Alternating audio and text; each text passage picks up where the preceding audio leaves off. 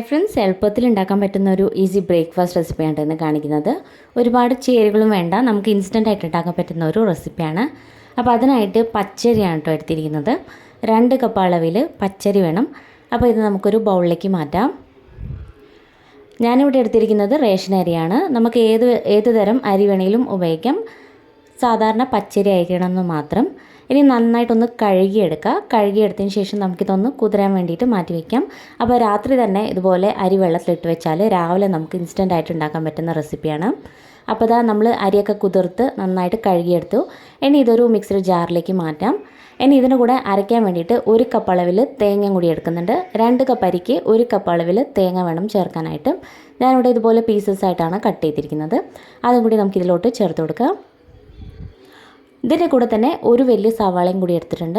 Cut ചെയ്യുമ്പോൾ ഇതിൻ്റെ ഈ നടുക്കുള്ള പാർട്ട് മാത്രം മാറ്റിയതിന് ശേഷം കട്ട് ചെയ്ത് ചേർത്താൽ മതി. അപ്പോൾ സവാളയും കൂടി ചേർത്ത് ആവശ്യത്തിന് വെള്ളം കൂടി വെച്ച് നന്നായിട്ടൊന്ന് അരച്ചെടുക്കുക. നല്ല നൈസായിട്ട് വേണം അരച്ചെടുക്കാനായിട്ട്. അപ്പോൾ ഇതാ നമ്മൾ മാവൊക്കെ അരച്ചെടുത്തു. ഇതൊരു ബൗളിലേക്ക് മാറ്റാം. ഇപ്പോൾ 2 പ്രാവശ്യമായിട്ടാണ് കേട്ടോ ഇത് അരച്ചിരിക്കുന്നത്. ആദ്യത്തെ പ്രാവശ്യം മാത്രമേ നമ്മൾ തേങ്ങയും സവാളയും ചേർത്തിട്ടുള്ളൂ. മറ്റേത് വെറും അരി മാത്രമാണ് അരച്ചിരിക്കുന്നത്. ആവശ്യത്തിന് ഉപ്പും കൂടി ചേർത്ത് നല്ല പോലെ ഒന്ന് ഇളക്കി യോജിപ്പിച്ചെടുക്കാം. നമ്മുടെ സാധാരണ ദോശമാവിൻ്റെ പരുവത്തിൽ ആക്കിയെടുത്താൽ മതി. ഇപ്പോൾ നമ്മുടെ മാവൊക്കെ റെഡിയായി ഈ ഒരു പരുവത്തിൽ മിക്സ് ചെയ്തെടുത്താൽ മതി. ഇനി നമുക്ക് ഉടനെ തന്നെ ദോശ ഉണ്ടാക്കിയെടുക്കാം. ഇതിൽ നമ്മൾ വേറെ സോഡിയോ ഈസ്റ്റോ ഒന്നും ചേർക്കുന്നില്ല കേട്ടോ. ഇനി നമുക്ക് ഇതിന് വേണ്ടി ഒരു ചട്നിയും കൂടി റെഡിയാക്കി എടുക്കാം. അതിനായിട്ട് 2 മീഡിയം സൈസായിട്ടുള്ള സവാള എടുത്തിട്ടുണ്ട്. തൊലിയെല്ലാം മാറ്റിയതിന് ശേഷം ഈ സവാളയുടെ ഈ നടുക്ക് ഭാഗം മാത്രം കട്ട് ചെയ്ത് മാറ്റുക. അതിന് ശേഷം ഇത് കട്ട് ചെയ്തെടുക്കാം.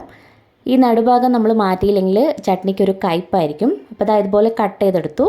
നമുക്കിതൊരു മിക്സർ ജാറിലേക്ക് മാറ്റാം. ഇനി ഇതിൻ്റെ കൂടെ എരിവിനനുസരിച്ച് മുളക് പൊടി ചേർക്കാം. 1 ടേബിൾ സ്പൂൺ എരിവുള്ള മുളക് പൊടി ചേർത്തിട്ടുണ്ട്. പിന്നെ 1 ടീസ്പൂൺ കാശ്മീരി ചില്ലി പൗഡറും കൂടി ചേർക്കാം. ഉപ്പ് ഈ സമയത്ത് ചേർക്കരുത്. ഉപ്പ് ചേർക്കാതെ നമുക്ക് ഇതൊന്ന് അരച്ചെടുക്കാം. ഒട്ടും തന്നെ വെള്ളം ചേർക്കാതെ നന്നായിട്ടൊന്ന് അരച്ചെടുക്കാം. അപ്പോൾ ഇതാ ഇതുപോലെ അരച്ചെടുത്തു. ഇനി ഇതൊരു ബൗളിലേക്ക് മാറ്റാം. ഈ സമയത്ത് നമുക്കിതിലേക്ക് ഉപ്പും കൂടി ചേർക്കാം. ഇതിൻ്റെ കൂടെ തന്നെ വെളിച്ചെണ്ണയും കൂടി ചേർക്കാം. ഒരു 3 ടേബിൾ സ്പൂൺ വെളിച്ചെണ്ണ ചേർക്കുന്നുണ്ട്. വെളിച്ചെണ്ണ നിങ്ങളുടെ ഇഷ്ടാനുസരണം ചേർക്കാം, പക്ഷേ കുറച്ച് കൂടുതൽ ചേർത്താൽ നല്ല ടേസ്റ്റ് ആയിരിക്കും. ഞാനിവിടെ 3 ടേബിൾ സ്പൂൺ ആട്ടോ ചേർത്തിരിക്കുന്നത്. ഇനി നന്നായിട്ടൊന്ന് മിക്സ് ചെയ്തെടുക്കാം. ഇത്രയുള്ളൂ നമ്മുടെ ടേസ്റ്റി ആയിട്ടുള്ള ഉള്ളി ചട്നി റെഡിയായി. ഈ ഒരു ദോശയ്ക്ക് നല്ലൊരു കോമ്പിനേഷനാണ് ഉള്ളി ചട്നി. നമുക്ക് ദോശയും കൂടി റെഡിയാക്കി എടുക്കാം. നമ്മൾ സാധാരണ ദോശ ഉണ്ടാക്കുന്ന പോലെ തന്നെ ദോശ ഉണ്ടാക്കിയെടുക്കാം. ഒരുപാട് അങ്ങ് പരത്തണ്ട, കുറച്ചൊരു കട്ടിയിൽ തന്നെ ആക്കിയെടുത്താൽ മതി. കുറച്ച് ഓയിലും കൂടി ഒഴിച്ചു കൊടുക്കാം. വെളിച്ചെണ്ണ ഉപയോഗിക്കുന്നതായിരിക്കും ഏറ്റവും നല്ലത്. 2 സൈഡും നന്നായിട്ട് കുക്ക് ചെയ്തെടുക്കാം. പിന്നെ ഈ ദോശ ഇതുപോലെ വെളുത്ത് തന്നെ ഇരിക്കും കേട്ടോ, കളറൊന്നും മാറില്ല. അപ്പോൾ ഇതാ റെഡി ആയിട്ടുണ്ട്. ഇതുപോലെ ഓരോന്നും റെഡിയാക്കി എടുക്കാം. ഇത്രയുള്ളൂ സിമ്പിളായിട്ടുള്ള നമ്മുടെ ബ്രേക്ക്ഫാസ്റ്റ് റെസിപ്പി ഇവിടെ റെഡി ആയിട്ടുണ്ട്. നല്ല പച്ചരി ദോശയും ഉള്ളി ചട്നിയും കൂടി കഴിക്കാൻ നല്ല കോമ്പിനേഷനാണ്. ഈ ഒരു ചട്നിയുടെ കൂടെ ശരിക്കും നല്ല ടേസ്റ്റി ആയിരിക്കും. അതുകൂടാതെ തേങ്ങാ ചട്നിയുടെ കൂടെയും നല്ലൊരു കോമ്പിനേഷനാണ് ഈ ഒരു ദോശ.